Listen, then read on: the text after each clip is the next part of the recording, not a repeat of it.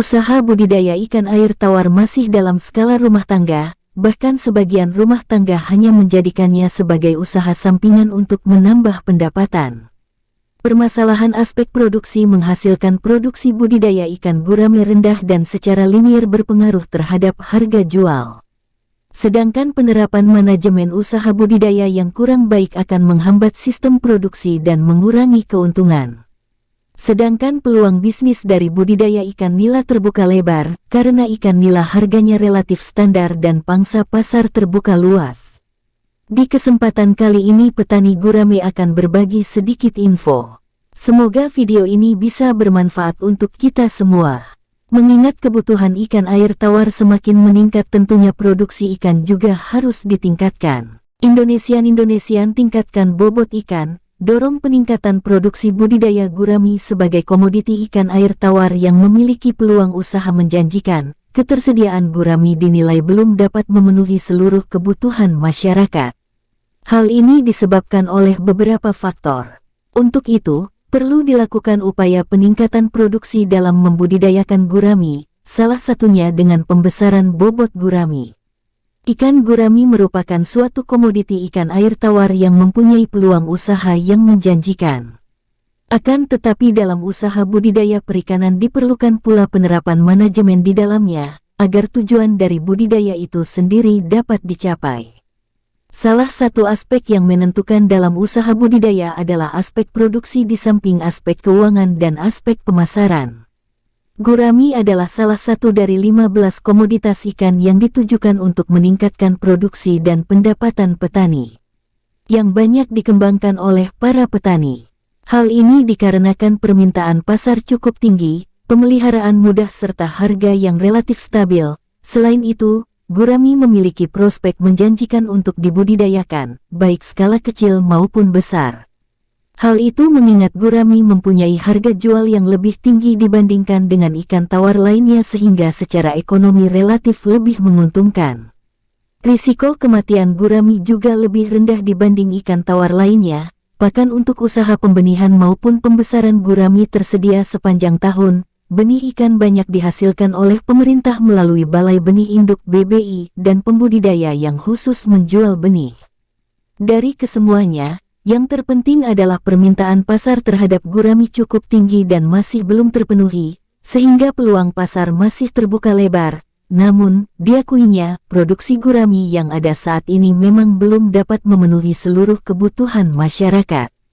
Hal ini terbukti dari lebih sedikitnya persediaan gurami di pasaran. Tidak seperti ikan mas dan lele yang jauh lebih mudah ditemui.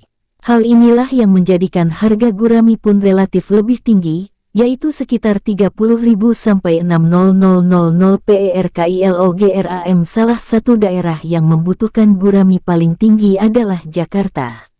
Saat ini, pasar di Jakarta diperkirakan menyerap gurami konsumsi sebanyak 10 sampai 15 ton per hari. Untuk memenuhinya, para pemasok biasanya berburu ke Parung, Subang, Indramayu, Purwokerto, dan Tulungagung.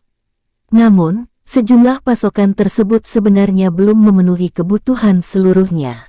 Di Yogyakarta sendiri, sedikitnya persediaan gurami di pasaran dibuktikan masih banyaknya penjual usaha makanan yang membeli gurami di luar kota.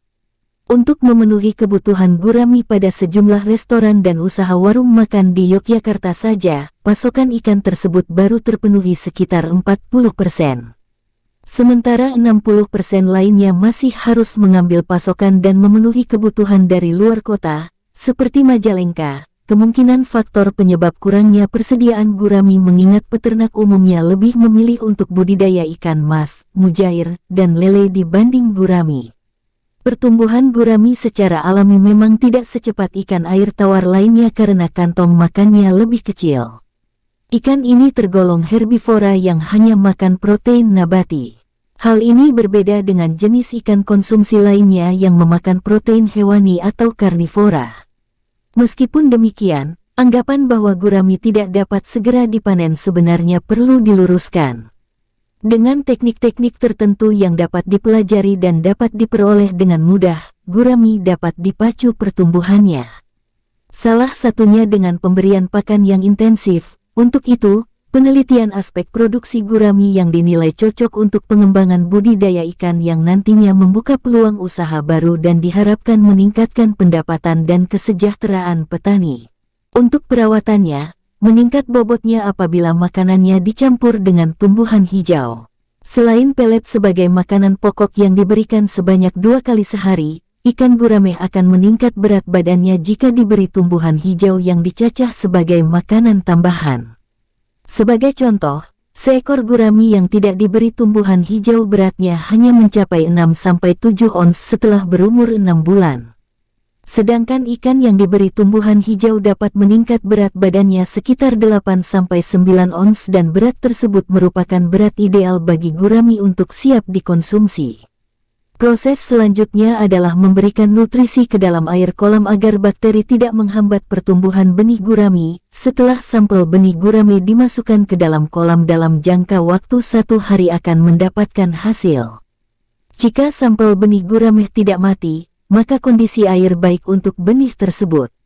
Namun jika sebaliknya perlu adanya pemilihan bibit gurami ulang dan dilakukan uji coba kembali setelah kondisi benih sesuai dengan kondisi air yang ada di dalam kolam.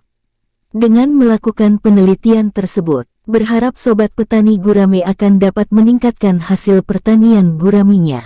Semoga video ini bisa bermanfaat dan menjadi motivasi buat para pembudidaya ikan gurame di Indonesia.